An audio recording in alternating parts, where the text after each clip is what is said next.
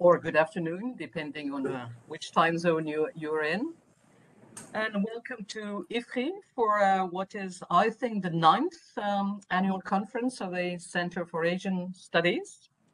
And this year we decided to devote this annual conference to a very hot topic, which is the evolving economic order in East Asia, which is, as everybody knows, the most dynamic region in the world. It is really the engine of growth in the world. So whatever happens in this part of the world affects the rest of the global economy, which is why I decided to concentrate on this very specific issue. I guess that there is a wide consensus today that the era of what we used to call hyper-globalization is over. And what it means is, among other things, that pure economic factors are no longer what really drive trade. Geopolitical factors have gained importance, and nowadays business decisions are made as much on the basis of political or even geostrategic consideration as on purely economic and efficiency considerations. So this is really a new thing.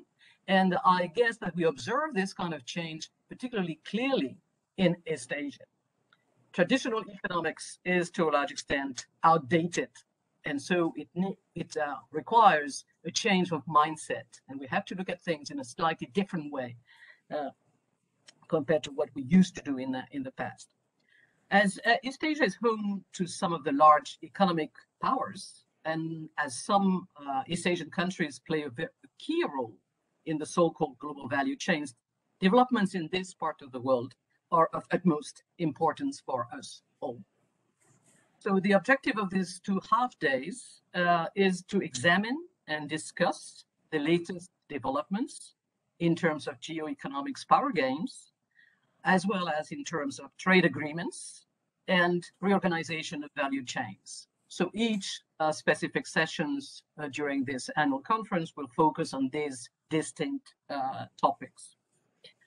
But before we do that, we will have brief introductory remarks by Dr. Chi-Chung Wu, who is a representative of the Taipei Representative Office in France, who is kindly supporting the event. And so this is why he will provide some introductory remarks. And after this brief introductory session, so to speak, we will have an exchange with Honorable John C.C. Deng, who is the chief negotiator of Taipei's Economic and Trade Negotiation Office. Dr. Deng is very well positioned to discuss the issues that I just highlighted before. So in the second part of this introductory session, we will have an exchange with him. But before we do that, let me give the floor to Dr. Chi-Chung Wu, representative of the Taipei Representative Office in France. So Dr. Wu, the floor is yours for about 10 minutes or so, depending on what you wanted to tell us. Thank you, Françoise. So, Honorable Minister Deng, Deng Zhengwei, ni hao. Madame Françoise Nicolas, directeur du Centre d'études d'Asie à Ifri, the director of the Center for Asian Studies of Ifri. Dear friends from Ifri, dear friends from all over the world, ladies and gentlemen, bonjour and good morning, 大家好. It is a great privilege of mine to be invited to attend this webinar series on East Asia's evolving economic order toward cohesion of fragmentation, which is also Taiwan's main concern. I just hear Françoise talking about that the new economic order is changing, and it's not only in the future based on economic consideration, but a lot of geopolitical element. I think I totally agree with you. We just see what happened. Actually, the conflict between China and Australia is because of Australian will to try to understand the origin of the COVID-19 virus. as well as normally should be passed by the European Parliament, the comprehensive agreement of investment between European Union and China. And due to some criticism from the European Parliament, then China punished also some deputy from the European Parliament and making the European Parliament stop examining this agreement. So a lot of economic order is infecting by geopolitical reason. But in the same time, we can find that in Asia, in the Indo-Pacific, it is really becoming the real center of the economic power, economic growth. Because I always say that if we notice that all the countries in Indo-Pacific, for example, if we accumulated the GDP of US, first economic power of the world, China, the second economic power of the world, Japan, the third one, ASEAN is equivalent to Japan's GDP, India, South Korea, and Taiwan. The economic power exceeds nearly 2/3 of the GDP of the world. So the stability of the region is essential for the economic continued growth. So how the economic order will evaluate in the future, it is something that we need to pay big attention. From the Taiwan side, last year in 2020, we got the economic growth rate more than 3%. And I think it's the best of the world, even higher than China in 2020. This year we will have more than 6%. It's also a very good performance. I think one of the how we can tell or trying to attract the attention of the world is because Taiwan has very successful to merge economic growth and democracy, freedom, and the rule of law. And I think it's very, very important in our future. Just see what is happening actually in UK for the COP26. For a sustainable development, it's not only a very strong statistic economic growth that can assure our future, but also how we can sit down and work together, put all these kinds of new value in the economic growth. I think it's becoming really a primordial, very important issue in the world. Taiwan also own now a very important, the technology of a semiconductor. For example, the TSMC, Taiwanese Semiconductor Manufacturing Company, produce 84% of the most advanced chips. So a lot of things making now Taiwan, East Asia, a very important place of the world, especially the stability of the region is becoming something that we need to attract the attention of the world. So I will not be very long. I think again, Françoise Nicolas, everyone who joined this discussion to talk about the new evolving economic order in the region, and hoping that with our effort, with the effort of every country, the stability, the peace, sustainable development can be maintained not only in the Indo-Pacific region as well as in the world. Thank you very much. Merci beaucoup. 谢谢大家. Thank you, Ambassador Wu, for highlighting the importance of the topic and the importance of Taiwan in this context. And it's true that the production of semiconductors is a hot topic these days, and that explains also why we focus on this dimension. So now I will have an exchange with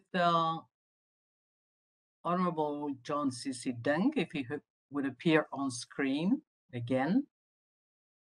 I'm waiting for him to come back on stage so that we can start the discussion.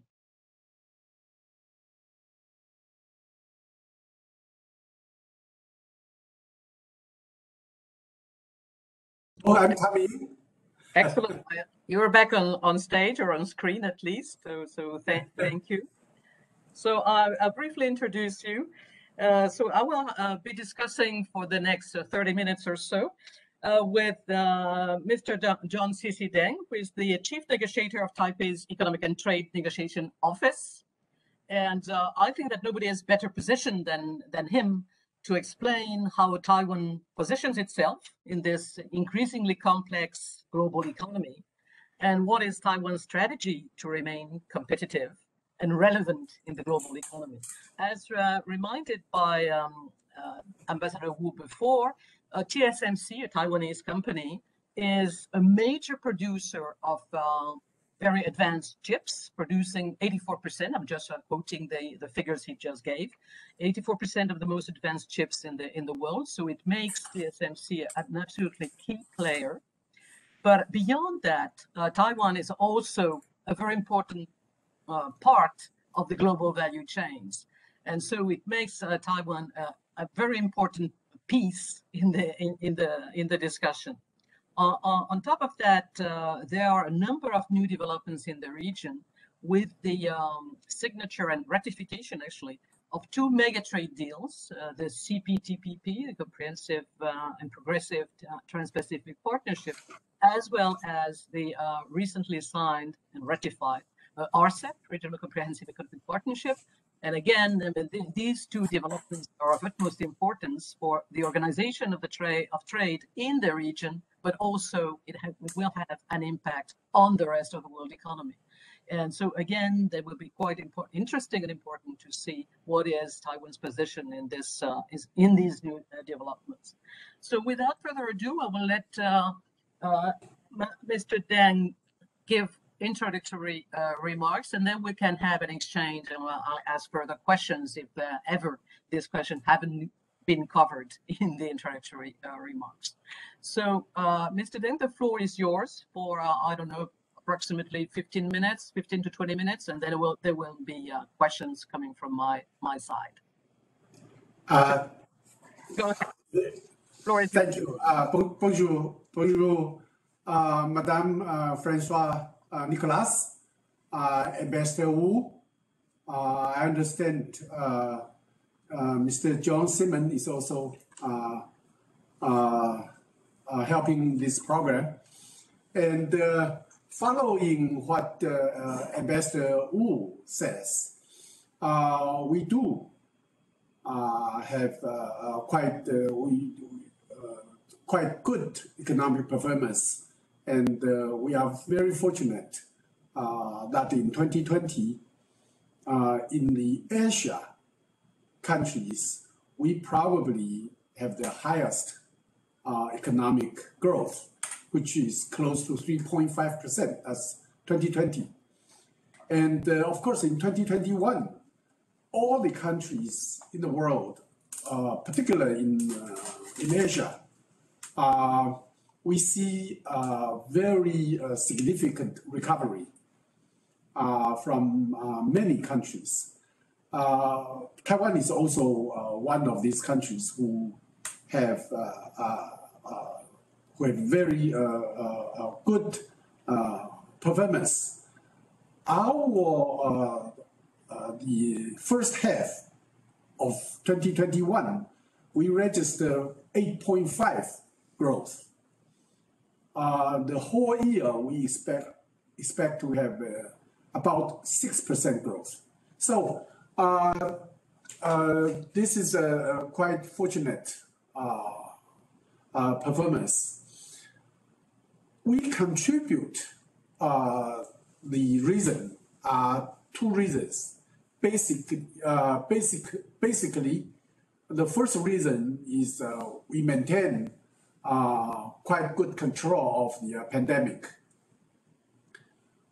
In past 2 years, except in one period of the time which started from May of this year to from July of this year to last month, we have a breakout. Otherwise, the society maintains quite open. So all the economic activities can maintain. Our rollout rate currently is 70%, more than 70% on the first dose.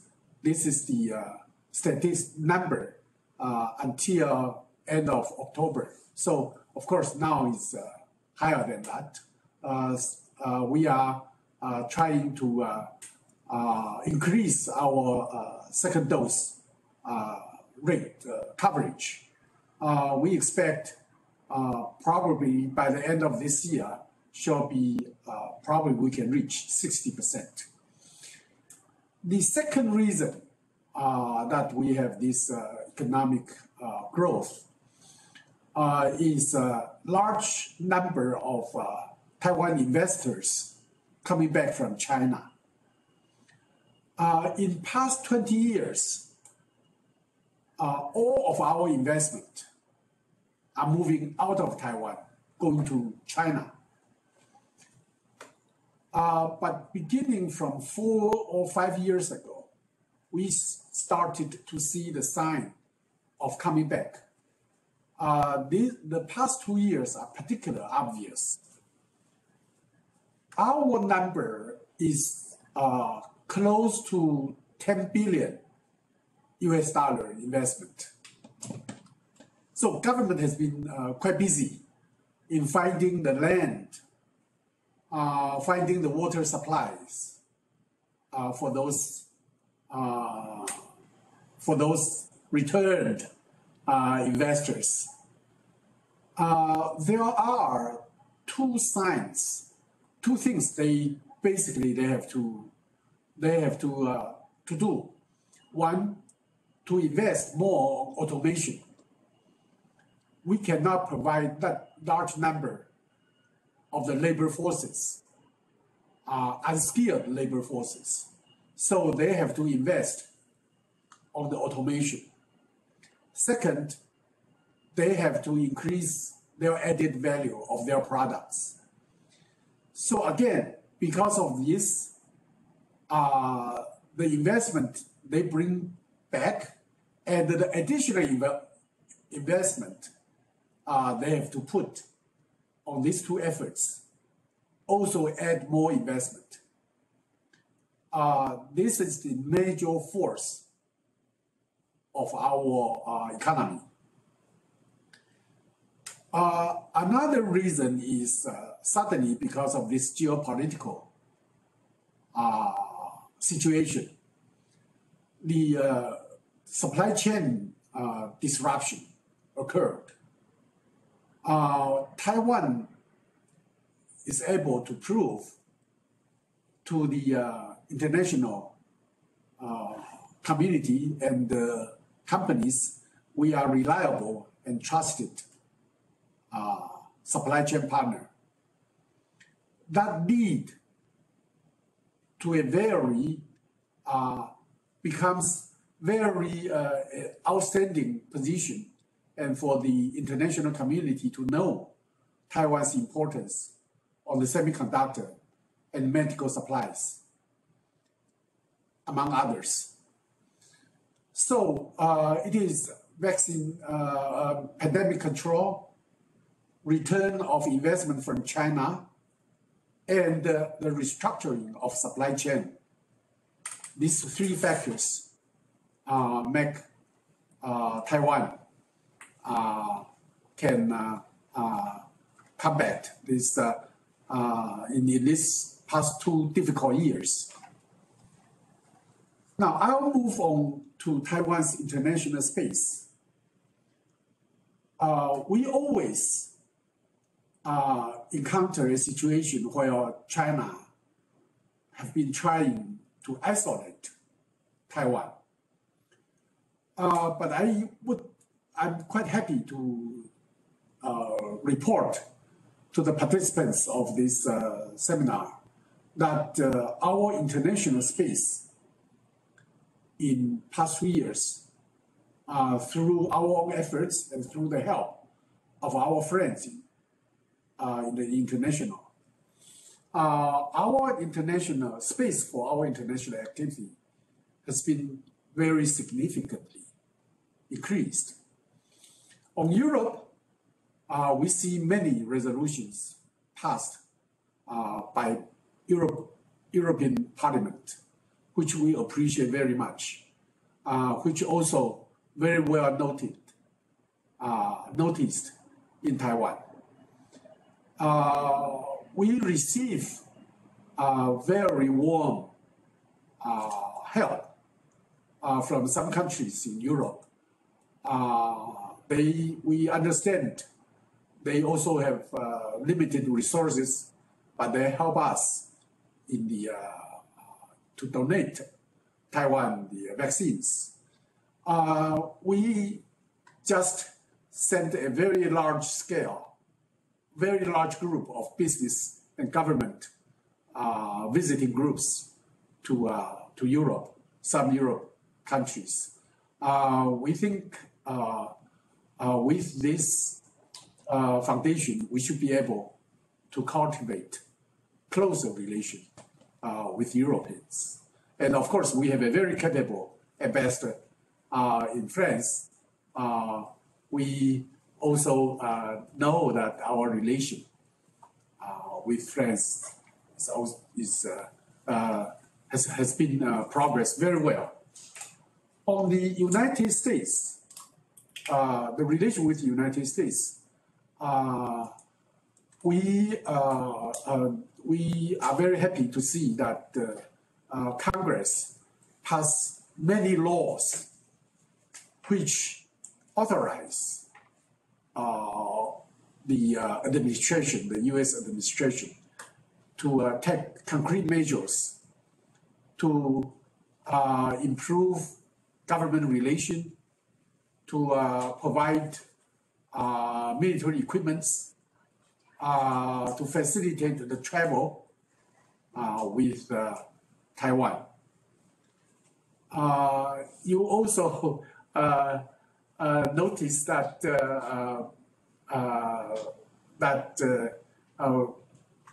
U.S. is also helping Taiwan to train our military service people. That now is published a non-FAS, which we didn't really comment on that. So the engagement with the United States is from every aspect, from political, military, travel, government relation, and economic and trade. On economic and trade, after we made some efforts to establish residue level on pork, U.S. and Taiwan can resume the TIFA talk. Our goal, of course, is to have a bilateral free trade agreement with the United States, but we understand U.S. now is primarily focused on their domestic issues. So this will be something that they probably cannot focus on, but we still put our free trade agreement with the United States as one of our goals. With Japan, they demonstrate very strong support. They've been donated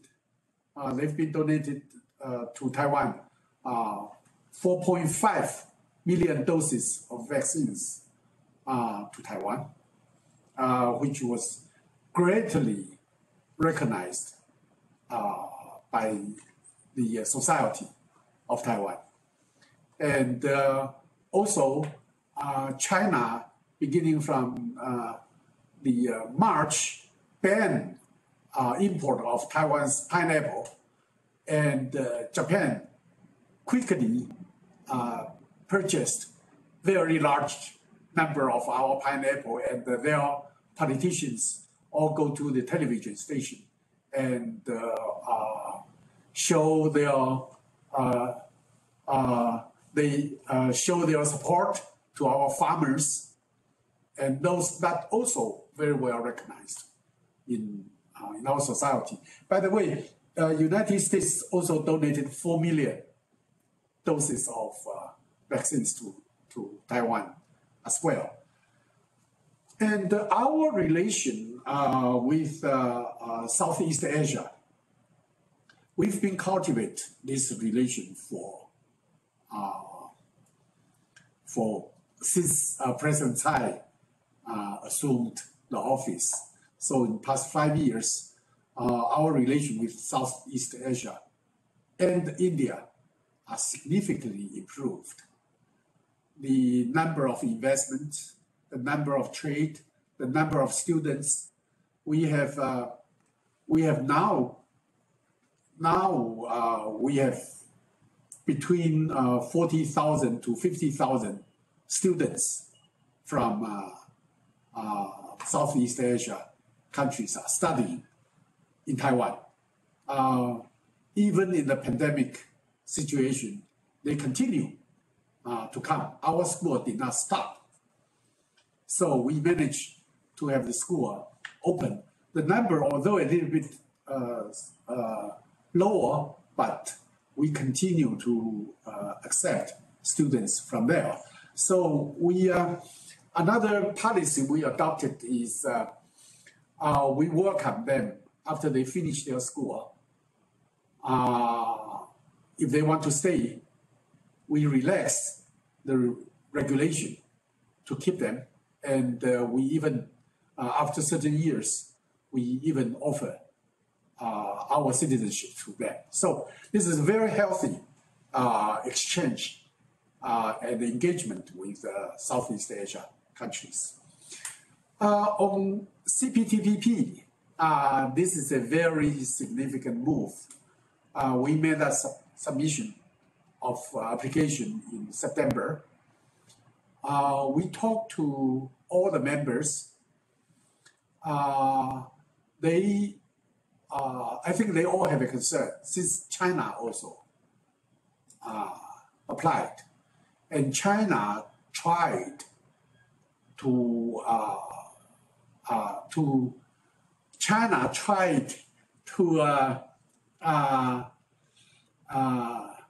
I'll use the word coerce the other members not to support Taiwan. But I think I can not to disclose too much here and make other members uncomfortable. We do receive quite warm reception, but it is also a long process. But we have two assets. One, we are a market economy. We are a rule-based trading system. Second, we are ready to further liberalize our trade and our tariff and our economic regulation. So we are, I think we are welcome because of these two policies. The industrial policy really, this is a free competition system, but government are trying to bring the foundation we have on the manufacturing capability, on ICT capability, to merge the software. So merge this hardware manufacturing capability with the software and trying to solve the problem we face. For instance, healthcare, which is very well received in Southeast Asia. The long distance diagnosis problem, for instance, our program, the method we developed, were approved by many countries. You know, this area is highly regulated area. To get approval from the government is not an easy thing, but many of our companies are able to accomplish that. So we'll continue these efforts, and of course, our government has to ensure the adequate, sufficient supply of the talents, of the water, of the electricity, of the land, so on and so forth. And if you want to ask me what our industrial policy, I'll say government provide these basic needs for the companies, and then they can grow on their own. Lastly, I think I want to very quickly address our relations with China here. One thing, they continue to be very, very assertive in Asia. And we can also see that they do that to the international community as well. And we do see that many political considerations will come into, they put many political considerations into their economic activities, which worries us to a certain extent. Thirdly, we expect to have more investment leaving China. And for those who can come back to Taiwan, we work on them. Others, we encourage them to move to Southeast Asia. We also work with the hosted governments to help them to facilitate this process. So, to make a conclusion here, short conclusion here, we are very optimistic about our development. The reason for our optimistic is because we have friends in international community. There are more and more support coming in from our friends in foreign countries. Second, we think we are in the through our own efforts, we maintain our security. We try to make our best efforts not to provoke, to maintain the stability of the cross-strait relations. And also, we have this natural attraction to our business, and our business network in Asia is very, now proves to be very strong and can play very constructive role for our economic challenges. So I'll stop here, Madame Françoise Nicolas, and see if you have any further questions. I'll be happy to answer them. Well, thank you very much for this very broad overview of the relations between Taiwan and the rest of the region, and beyond that, the rest of the world. Well, I have one further question about the CPTPP. Well, yes. You said, and rightly so, I suppose, that Taiwan has assets and that it shouldn't be, and as I understand that, as it should not be too complicated for Taiwan to join and to be accepted. Taiwan is a market economy, it's pretty much open, and it is ready to open further. Okay. But you know as well as I know that the CPTPP is not exclusively about tariff liberalization. It is much more than that. It is about regulatory harmonization to a large extent. And so it is very demanding on economies. So I agree with you that it may not be too complicated for Taiwan, but still it may be a bit challenging. So what I would like to know from you is what you see as the major challenges among the many changes that will be required in Taiwan to be able to join. What do you see as the major challenges? You know, what kind of reforms will have to be put in place in Taiwan so as to allow Taiwan to be up to the level required by the other CPTPP members? You know, I don't know whether it's about e-commerce or government procurement. I have no clue, but can you tell us, what do you see as the most challenging part of the application to the CPTPP? Thank you very much. The challenges, if on the agreement side, sure, if that's totally on the substance of the negotiation, I will say that agriculture might be an area that will impose some challenges to us. Otherwise, on the goods, we have just one sector, which is automobile sector. Japan is very strong. Japan is very, very strong. Japan is ready to take over all of our market here. So it may affect some employment number. But we are in the process to transform our automobile industries to become another TSMC on the supply of the major components of the electronic vehicles. So we should be able to transform a weak sector into another sector, and in that process, we can take care of our employment, workers, opportunities. So that should be okay. So on the industrial products, automobile is a little bit concerned, but we should be able to overcome that.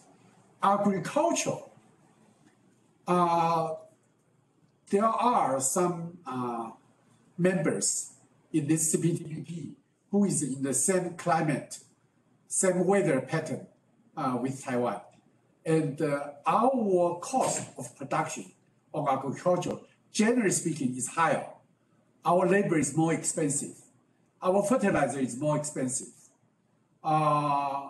So the price will be higher. And some other members of CPTPP who will be able to provide lower price of fruits, for instance, to Taiwan. And that may affect the livelihood of our farmers.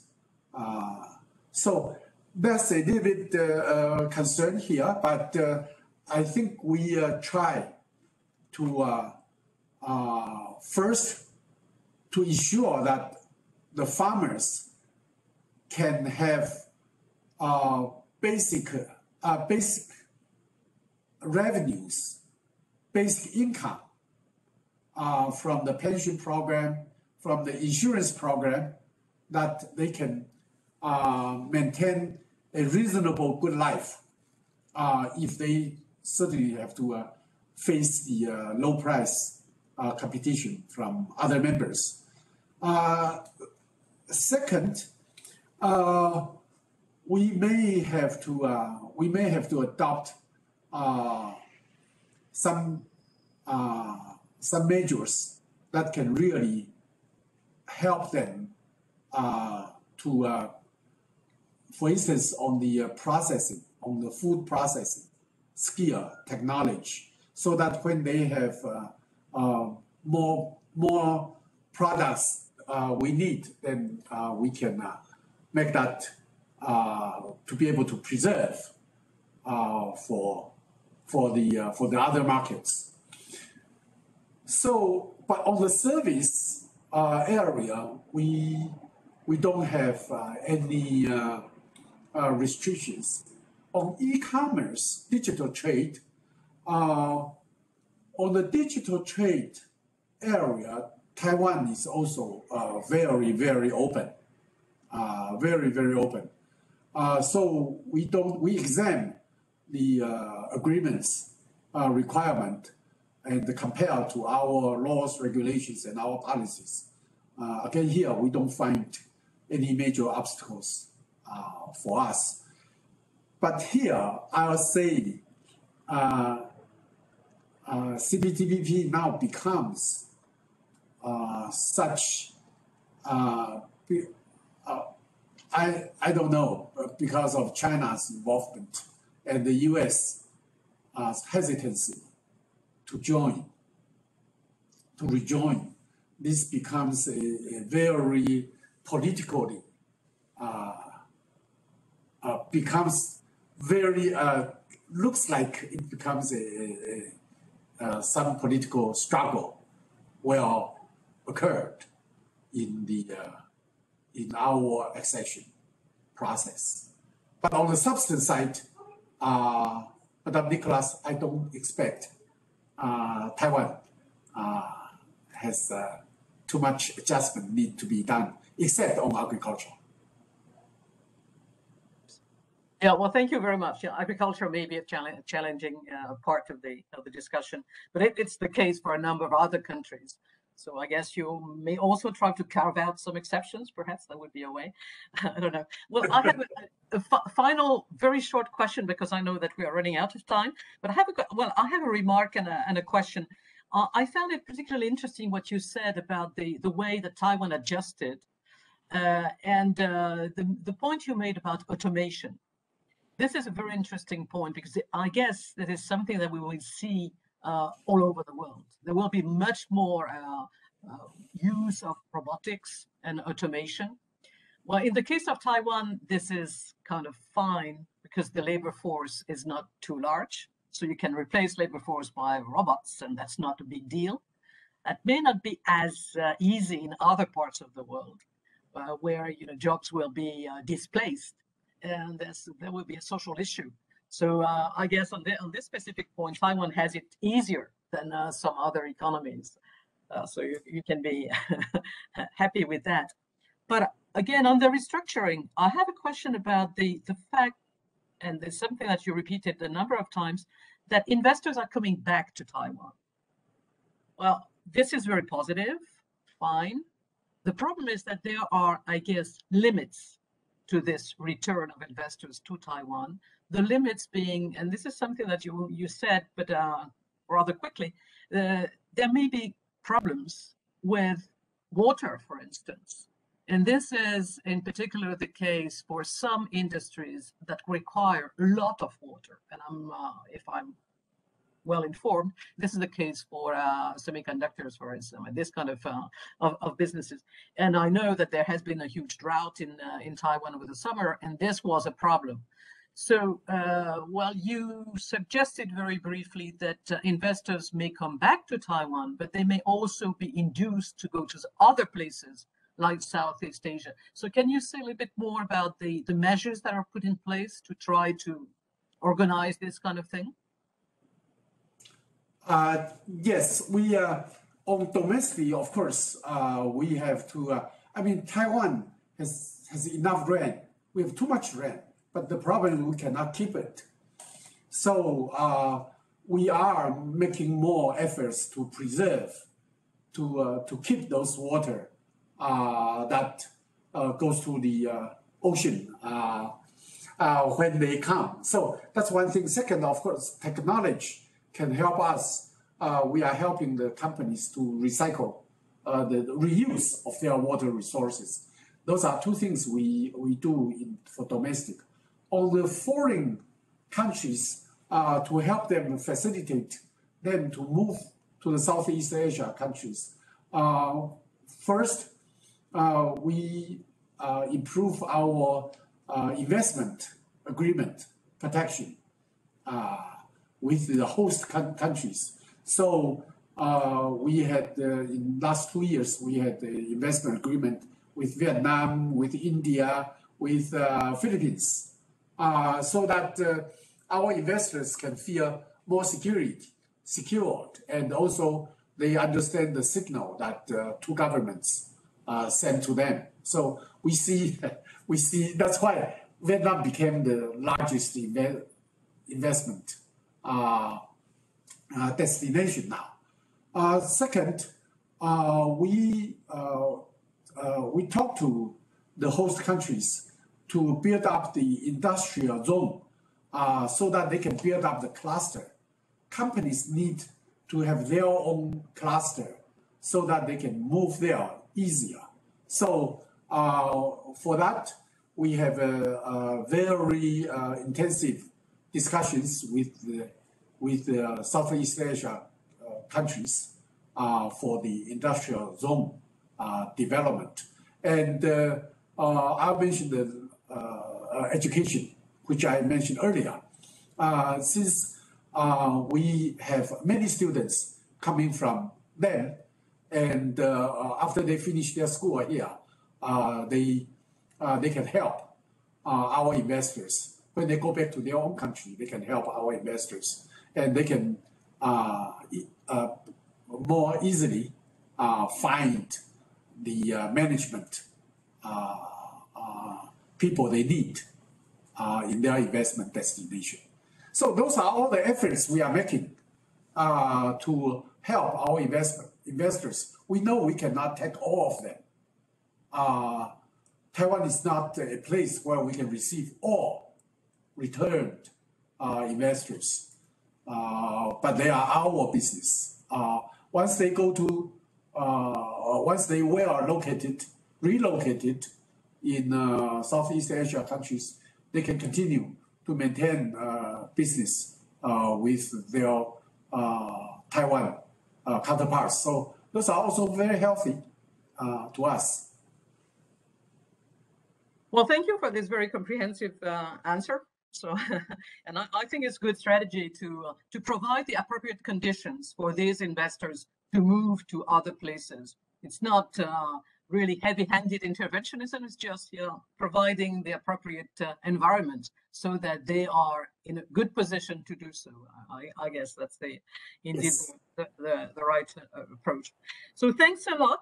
I think we have run out of time. So thank you again for your time, for your candor in responding to the questions, and for the very broad overview that you provided about the economic situation of Taiwan and its relations with the rest of the region.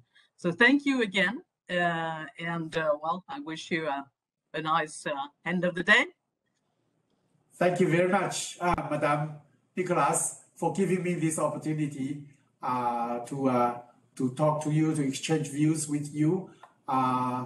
Your research institute is a very important one, and I want to thank Ambassador Wu for connect us on this opportunity. So I wish all the best to all of you. Thank you very much.